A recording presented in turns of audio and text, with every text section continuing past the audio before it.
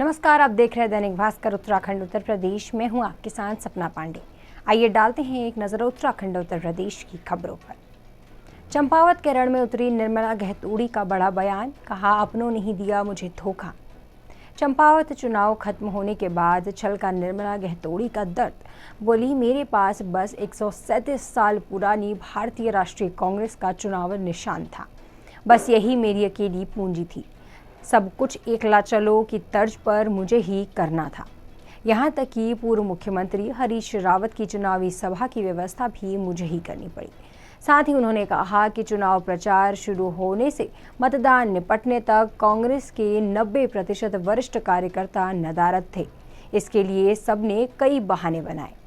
चारधाम यात्रा में रिकॉर्ड की ओर बढ़ रहे कदम, मगर इंतजाम पड़ रहे हैं कम। 34 लाख यात्रियों ने किए दर्शन। इस बार भारी संख्या में तीर्थ यात्रियों के आने से चारधाम यात्रा के कदम नए रिकॉर्ड की ओर बढ़ रहे हैं। लेकिन चारों धामों में इंतजाम कम पड़ने से मुश्किलें भी कदम कदम पर खड़ी हैं। तीर्थ यात्रियों की संख्या के अनुसार चारों धामों में व्यवस्थाओं को लेकर चुनौतियां बरकरार है। वर्ष 2019 में चारधाम यात्रा में 34 लाख तीर्थ यात्रियों के आने के रिकॉर्ड बना था, लेकिन इस बार सारे रिकॉर्ड टूटने की पूरी संभावनाएं हैं।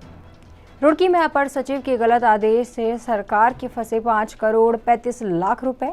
गलती समझ में आई तो निजी संस्थान से वसूली के लिए हुए जारी आदेश। विजिलेंस जांच में फंसे शासन के एक अपर सचिव स्तर के अधिकारी के गलत आदेश से प्रदेश सरकार के करीब 5 करोड़ 35 लाख रुपए रुड़की के एक निजी शिक्षण संस्थान में फंस गए हैं।